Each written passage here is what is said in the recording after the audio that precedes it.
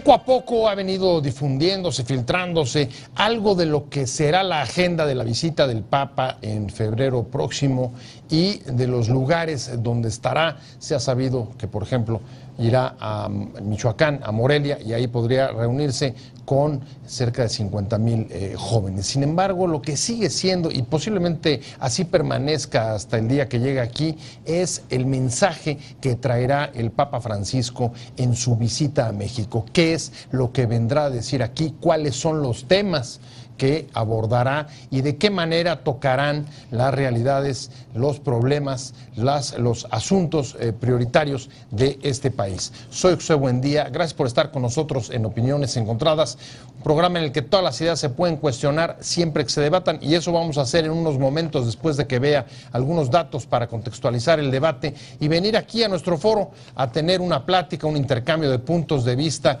con 3 especialistas sobre asuntos de la religión.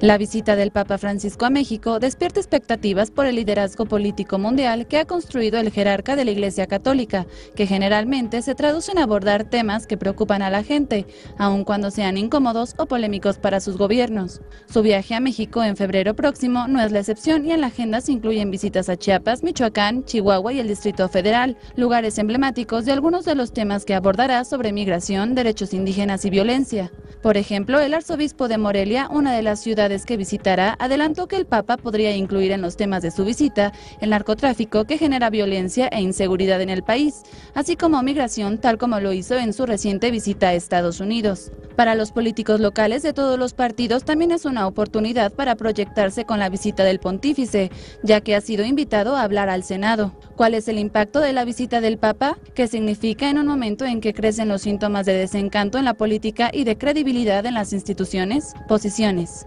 1. El cardenal Alberto Suárez Inda informó que el Papa podría sostener un encuentro con jóvenes religiosos en Morelia con 50,000 jóvenes. Calificó la visita como un bálsamo que dará a México la alegría, diálogo y el espíritu para trabajar con la justicia que tanto necesita el país, y adelantó que en Chiapas ofrecerá un mensaje a los indígenas. En Chihuahua acudirá a la frontera con Estados Unidos para estar en el cruce de 2 países y en una línea que sigue separando muchas familias por políticas migratorias. 2. La Arquidiócesis Primada de México señaló que el Papa Francisco tocará diversas realidades que laceran la vida de nuestro país, y uno de los principales temas será la migración. Al respecto, dijo que el Papa encontrará con un México que se convierte para los migrantes centroamericanos en un campo de sangre abandonado por intereses mezquinos e inhumanos. 3. El cardenal Norberto Rivera Carrera, arzobispo primado de México, expresó que el Papa viene a dar un mensaje de esperanza y concordia. Y vamos a abordar el tema, un tema que a usted le importa, un tema que a usted le preocupa, que es la visita del Papa, quien vendrá como ya sabe, tiene programada una visita para febrero próximo. Poco a poco ha ido conociéndose algunos asuntos sobre la visita, cuáles pueden ser los lugares en los que estará, cuáles son algunos de los temas que en función de las ciudades podrían tocarse. Y sobre todo, pues especulación, como le decía en la introducción, sobre cuál es el mensaje que puede traer un Papa que se ha caracterizado por haber construido en lo que va de su mandato un liderazgo político, digamos, con reconocimiento internacional, que confirmó la última visita que hizo a Estados Unidos. Pero para entrar a detalle sobre cuáles son o qué se puede esperar de esta visita, tenemos con nosotros hoy a 3 especialistas en asuntos de la religión, de universidades distintas, de perspectivas distintas, y me da mucho gusto que esté con nosotros Guillermo Macías, Graue, que es el titular de la cátedra Juan Pablo II de la Universidad Anáhuac. Muchas gracias por haber aceptado venir. Hola, buenas tardes. Buenas noches. Buenas noches. Ya. Y está también con nosotros, me da mucho gusto, muchas gracias por haber venido, Guillermo Macías Graue. No. Perdón, ya estoy repitiendo. Gonzalo Valderas. Eso es. Mucho gusto. Perdón.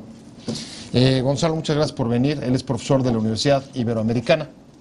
Y tenemos también vía Skype a Elio Masferrer. Él también es un especialista en asuntos religiosos. Ya ha estado con nosotros y me da mucho gusto saludarte. ¿Cómo estás, Elio? Muy bien, Paco, y qué bueno que estamos aquí. Distintas opiniones encontradas. Qué bueno, me da mucho gusto, y si quieren vamos arrancando. Voy a empezar contigo, Guillermo. La verdad es que una de las cuestiones que más expectativas levanta de esta visita es los temas que ha, digamos, usualmente venido o se ha acostumbrado el Papa a abordar en sus visitas, pues que temas que generalmente le importan y le preocupan a la gente, aunque no necesariamente son cómodos para los gobiernos de turno. ¿Qué esperas? ¿Cuál crees que pueda ser la agenda de temas, el mensaje que traiga el Papa en su visita? Bueno, obviamente no deja de ser un juicio temerario cuál puede ser su agenda, porque obviamente no la comparte conmigo, pero sí podemos suponer que tratará temas que preocupan directamente al país, que estamos pasando una situación difícil, sea de seguridad, sea cuestión posiblemente de narcotráfico. También le preocupará mucho el tema de la familia, teniendo que está terminando el sínodo y que para México también es un país que vale, que es muy importante. El tema de la migración es otro que seguramente tomará si está visitando en la parte del sur de México, Chiapas, y si también parece que hubo la intención de pasar por México a través de Cuba, que después dijo mejor no porque no pasó por Guadalupe. Pasado, ¿no? Sí. Entonces yo calculo que son temas que tratará, además obviamente de que ya estaremos en el contexto del año de la misericordia, entonces supongo que bajo el matiz de la misericordia también tratar esos temas. Gonzalo, ¿cómo ves tú? ¿Qué temas esperas? ¿Esperas un poco esta lista que acaba de mencionar Guillermo? Digo, en parte sí, porque los problemas que México está viviendo con estos asuntos del narcotráfico o de la cuestión migratoria, que es un asunto donde México no tiene una buena imagen hacia Centroamérica o hacia Suramérica, que es de donde viene mucha gente camino a los Estados Unidos.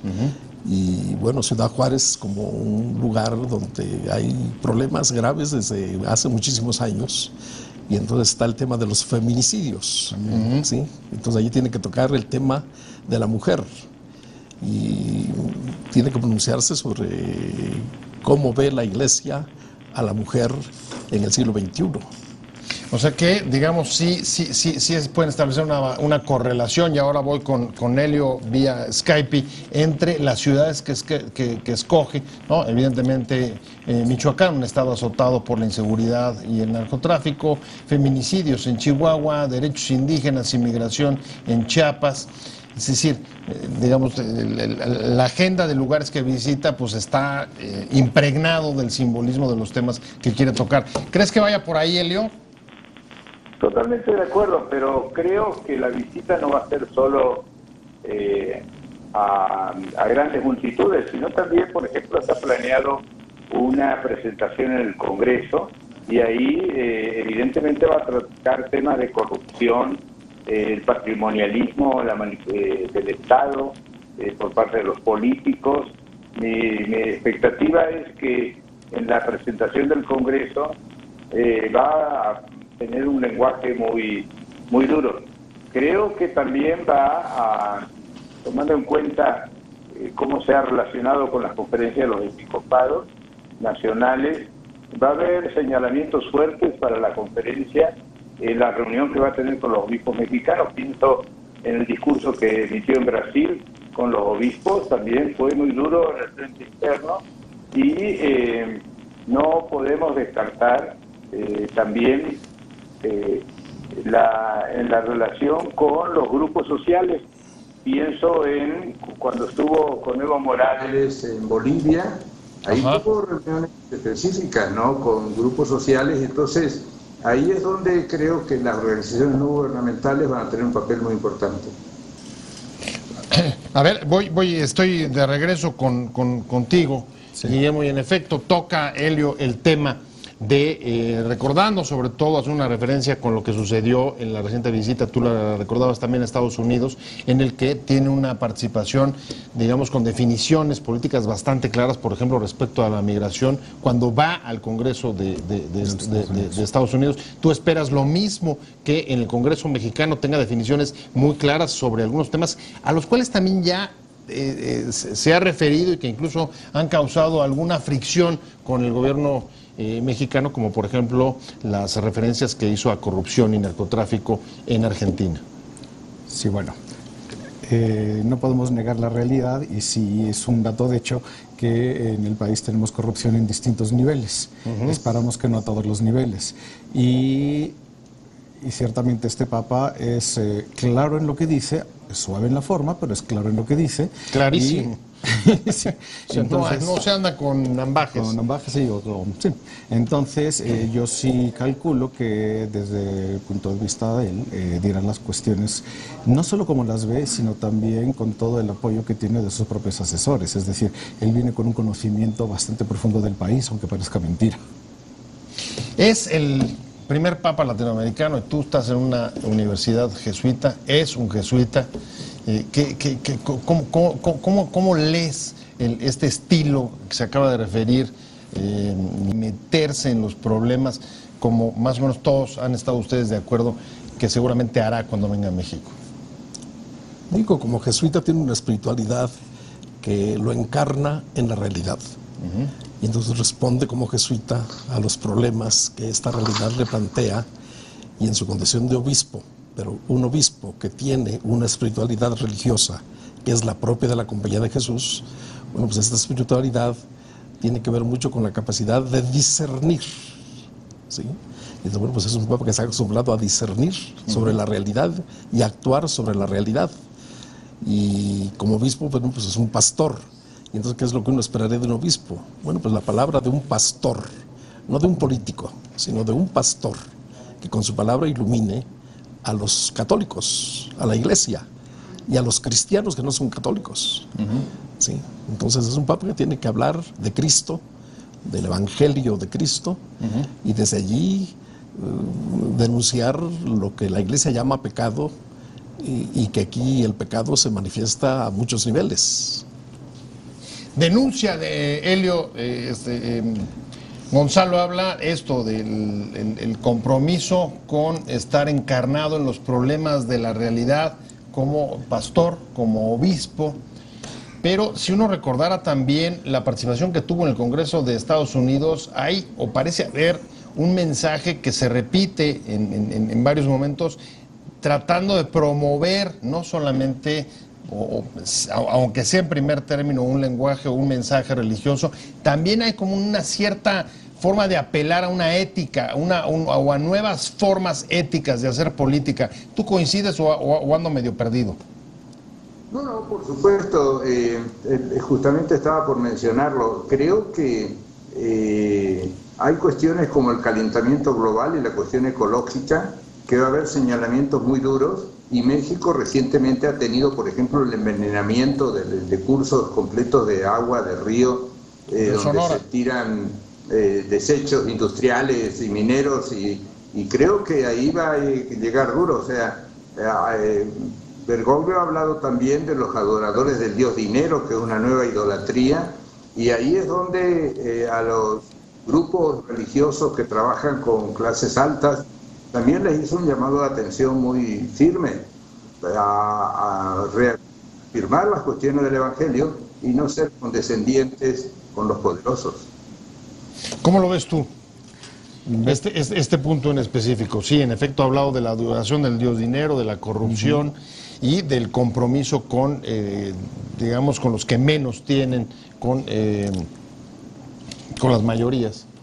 Sí, yo creo que a veces tenemos una tentación, por digamos de alguna manera, o tendencia por querer ver que el Papa es más político que, como decía Gonzalo, pastor, y sí hay que entender también que incluso la última encíclica que escribió de cara a todos los temas de la casa común de la tierra, su encíclica no es meramente ecológica en el sentido de me preocupa la tierra como llamaremos en términos generales solo verde, sino que también tiene que ver con la intencionalidad, yo diría, me atrevo a meter esa encíclica incluso en la línea de la doctrina social de la Iglesia. Entonces, sí hay definitivamente una preocupación de su santidad de cara a lo que es el hombre, a lo que es la sociedad y por ende a temas como pobreza, etcétera. Que hay que cuidar también la tierra y que está muy mal todo lo que se hace, como esto del río, pues sí, por supuesto, por supuesto, pero no perder el foco de que estamos hablando de que el hombre que está al centro de todo esto y que es el hombre el que debe de ser el administrador de esta casa común y que es el hombre que vive en sociedad y que estos temas que nos preocupan a todos, nos preocupan a todos.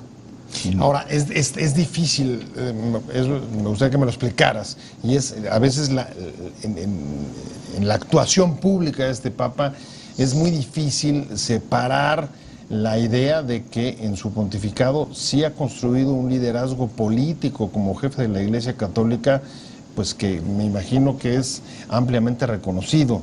No hay duda de que hoy el Papa tiene un liderazgo político fuerte. Lo que dice influye, lo que dice pesa y puede, digamos, afectar el curso de los acontecimientos. ¿Cómo separar eso de la imagen, en efecto, de un obispo pastor que también la tiene? ¿Dónde están las fronteras ahí? Digo, es que no hay fronteras. Es que la fe cristiana tiene una dimensión política, social, pública. La fe cristiana no es una fe individualista, ¿sí? Espiritualista. Es una fe encarnada en la historia. Y si es una fe encarnada en la historia, tiene que ver con lo político, con lo económico, con lo cultural, porque el ser humano es un animal político, un animal económico, un animal que se desarrolla en una cultura, ¿sí? Y visto desde la religión cristiana o desde la religión judeocristiana o desde las religiones monoteístas o incluso desde las religiones místicas del Oriente, bueno, pues el ser humano es un ser espiritual y está abierto al misterio, a lo trascendente. Y entonces, bueno, pues un papa no puede quedarse solo en un nivel horizontal. Tiene que abordar la realidad desde su dimensión trascendente, porque solo desde allí podemos hablar de idolatría. Y eso es lo que lo conecta con la vida pública, con el espacio público, con los problemas de la gente. Elio, me quedé contigo y tú señalabas también la visita o parte de la visita a un asunto importante que tiene que ver con la relación que haya con la Iglesia mexicana. ¿Cómo es la relación o dónde están, digamos, los principales puntos de la relación entre el Vaticano hoy y la Iglesia mexicana? Creo que en definitiva la Iglesia mexicana dice que sí, que cosa tan interesante, pero no aplica definitivamente los planteos de Francisco. Y entonces esto hace que al venir Francisco lo que va a hacer es ser la voz de los que no tienen voz. Y esta situación de ser la voz de los que no tienen voz hace que hemos estado viendo y estudiando el impacto de la visita en los Estados Unidos. La gente ve más a Francisco como reafirmando los valores cristianos que como un político.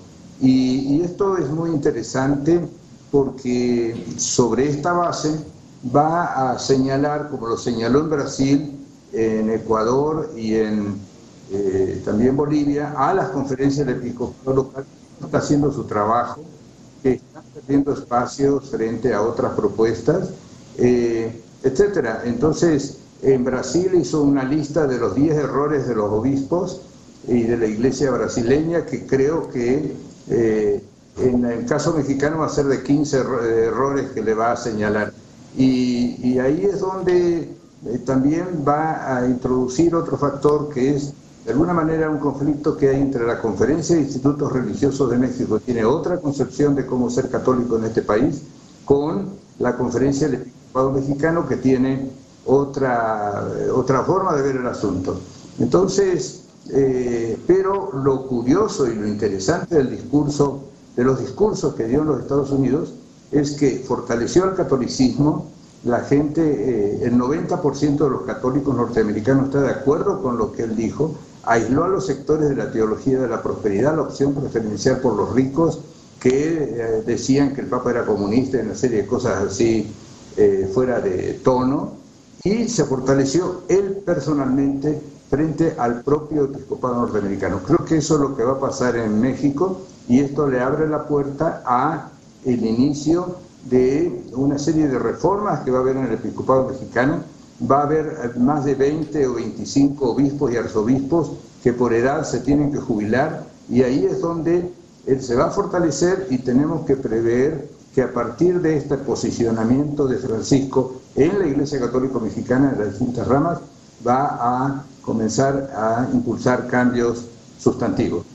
Guillermo, ¿tú coincides con esta visión de que la visita de Francisco puede ser el inicio de un cambio generacional dentro de la Iglesia con la jubilación de obispos y con este planteamiento de que puede haber una distancia entre teoría y práctica entre la Iglesia mexicana y los valores o el mensaje que está tratando de impulsar el Papa Francisco? Coincido en parte, pero no en todo, en el sentido de que la Iglesia a lo largo de la historia ha ido aprendiendo a adaptarse a las circunstancias de tiempos y lugares, es decir, el mensaje cristiano es universal, que eso es lo que significa católico, y para poder ser universal necesita tener esta posibilidad de ir viendo en las distintas circunstancias cómo se tiene que poder adaptar sin perder la esencia del mensaje de Cristo, que eso es lo que importa en última instancia. Entonces no es cuestión de que la jerarquía y la gente ven una forma distinta de ser cristiano, cada uno vive su propio cristianismo, su propio ser católico, pues desde su propia trinchera, es decir, desde mi propia naturaleza, y la gracia, la verdad es que actúa sobre la naturaleza. Entonces, pues yo hago lo que me corresponde, Dios también da la ayuda y depende de que yo me deje ayudar por Dios o no. Entonces, no es cuestión tampoco de entenderlo solamente desde un punto de vista de venimos aquí a hacer política en ese sentido, que también existe, no lo vamos a negar. Es verdad que hay algunos obispos, comenzando por el cardenal de la Ciudad de México, que se acercan a la edad de jubilación. Sí, de la jubilación, que no siempre termina necesariamente en ese momento, si claro. Acordémonos de Joseph Ratzinger, ¿no? Y sí es un dato de hecho. Entonces los cambios, pues la Iglesia siempre ha sido cambiante, la Iglesia es muy dinámica, no es una institución que sea meramente jerárquica, la Iglesia somos todos y todos participamos. También es cierto que actualmente no se ve un clericalismo como se pudo vivir en alguna otra época y que es el tiempo donde los laicos también estamos haciendo muchísimo y participando.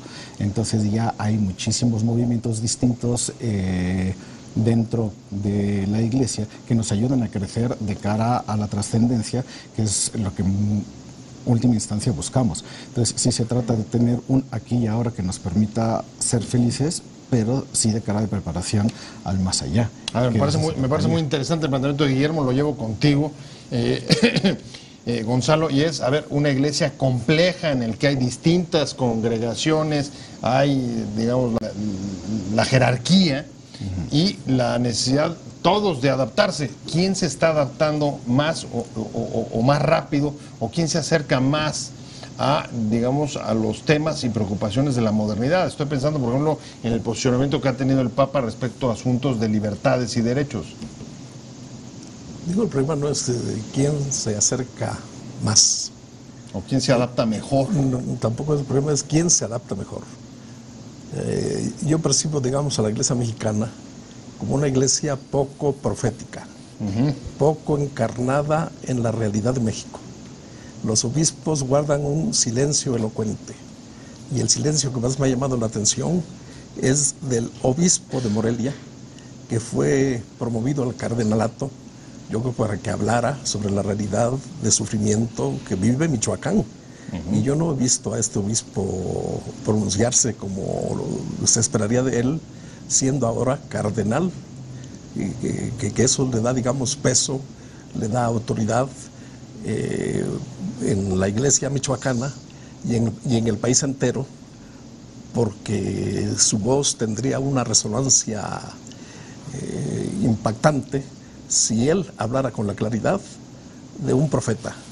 Y este obispo de Michoacán es sucesor de Vasco de Quiroga, y Vasco de Quiroga encarna la utopía en Michoacán y realiza la utopía en Michoacán. Entonces el cristianismo no puede ser ajeno a esta dimensión utópica, a esta dimensión de un cristianismo comprometido con el mundo de los pobres, con el mundo de la justicia.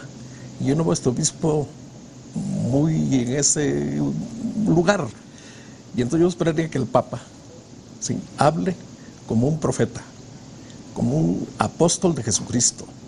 El periódico El País sacó una foto muy impresionante del Papa, y yo veía, digamos, una foto a un sucesor de los apóstoles, cargando sus libros, cargando su abrigo, sus zapatos gastados. Es un obispo de Roma poco principesco, Y la Iglesia mexicana a veces es muy principesca en su estatus jerárquico, ¿sí?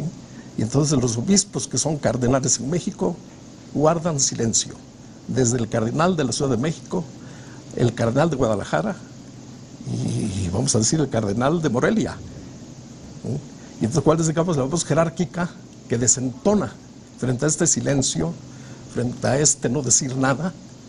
El obispo de Saltillo, que no procede del clero diocesano, que no procede del clero diocesano, es religioso. Y entonces, bueno, pues aquí hay una diferencia entre el ser religioso, Vera, y el ser diocesano, Norberto. Entonces, el religioso vive más de un carisma y es fiel a ese carisma. Y el Papa, en este momento, no es un miembro que proceda del clero diocesano, es jesuita. Tiene una espiritualidad, tiene un estilo de vida, y ese estilo de vida lo ha llevado al trono de San Pedro. Y entonces vemos a un obispo apostólico, sencillo, abierto a la comunión desde un lugar sencillo y pobre, y no en los palacios vaticanos. Si eso no sacude la conciencia de la jerarquía católica mexicana, tan alejada de la gente, bueno, pues no sé qué impacto vaya a tener la palabra del Papa y el modo como el Papa se pronuncia a nivel gestual. ¿Cómo ve Celio esta intervención de Gonzalo? ¿Crees que parte del objetivo del Papa sea un poco empujar a la Iglesia mexicana a tener una actividad de mayor pronunciamiento sobre los problemas del país? ¿Que a eso venga? Yo creo que le va a reclamar a la jerarquía católica mexicana que no hace las cosas, pero él está muy claro cuando le dijo a los jóvenes argentinos hagan lío. Algunos lo tradujeron como hagan relajo y no es así, sino le dijo cuestionen a los curas, a los obispos que no hacen el trabajo. En realidad creo que el Papa viene a empoderar a la Iglesia Católica Mexicana, que como muy bien decía el otro amigo,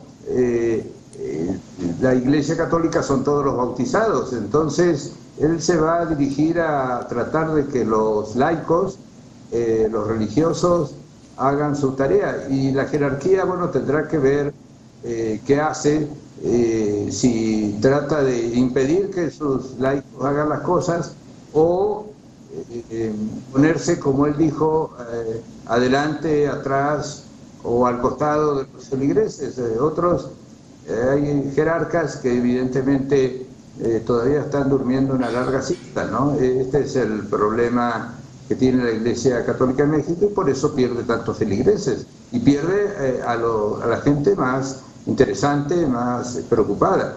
Entonces, este es el punto. Ahora, es interesante porque evidentemente ha señalado cuestiones, ha criticado duro a la Iglesia Católica Italiana, su carácter de obispo de Roma y primado de la Iglesia italiana, y creo que aquí va a ser lo mismo. Entonces, el desafío es ponerse un poco al ritmo que él está planteando para la Iglesia Católica, ¿no?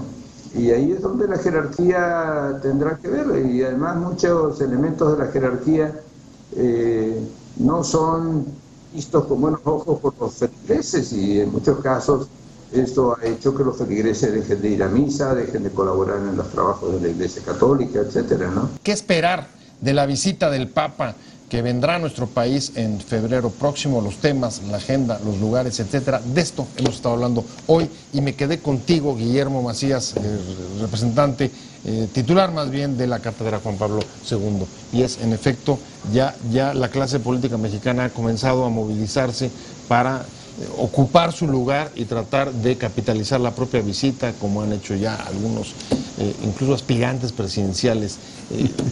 No sé cómo leas tú ese mensaje a la luz, pues, de algunas declaraciones y de los planteamientos que está haciendo el propio Papa.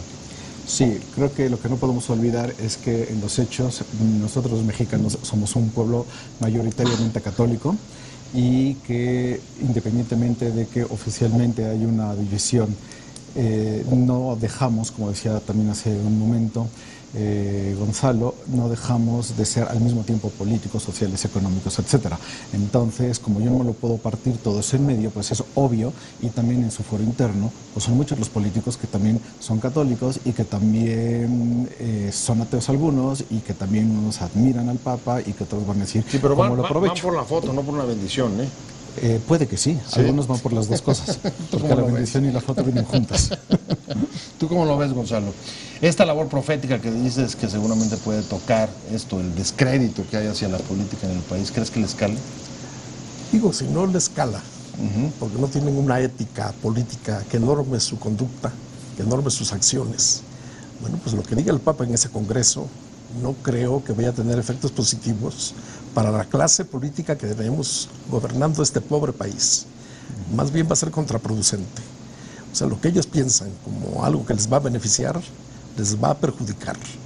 Porque si la corrupción es endémica en cuanto a nuestros gobernantes y, vamos a decir, nuestra clase social poderosa, bueno, pues el Papa es claro y el Papa hablará claro y no creo que deje contentos a quienes pretenden llevarlo al Senado o a la Cámara de Diputados. Estoy cerrando contigo, Helio, cuéntame, ¿cómo ves qué puede esperar la clase política mexicana de su encuentro con el pontífice? Bueno, creo que la clase política, hay políticos que le pueden decir cualquier cosa en su rostro y no se inmutan y queda claro que tienen una cara de piedra. Puede ser que haya políticos que también se avergüencen, ¿no? Pero en definitiva, probablemente los políticos lo que quieran es sacarse una fotografía para colgarla en algún cartel de campaña. Sin embargo, creo que, por otro lado, es aire fresco que va a entrar a la política mexicana. Por eso decía que Francisco de alguna manera se está colocando como el que habla a nombre de los que no tienen voz y le va a decir unas cuantas verdades y que algunos no se inmutarán, otros se preocuparán, etcétera, pero creo que va a producir una gran satisfacción en la sociedad, en el pueblo, que por fin alguien le dice a estas personas que gastan alegremente nuestros impuestos, ¿no? Pues ahí está, muchas gracias, se nos fue el tiempo, nos faltaron ahí unos minutitos para dar un mayor cierre. Muchas gracias, de verdad, Helio Masferrer, por haber estado con nosotros, especialista en religión. Muchas gracias, Guillermo Macías Graue, de la Cátedra Juan Pablo II de la Anáhuac. Muchas gracias, por supuesto, a Gonzalo Valderas, profesor de la UIA, pero sobre todo gracias a usted por haber estado con nosotros en Opiniones Encontradas. Nos vemos, escuchamos mañana aquí, 7 de la tarde, desde la esquina de la información, y mientras tanto, pásenlo muy bien.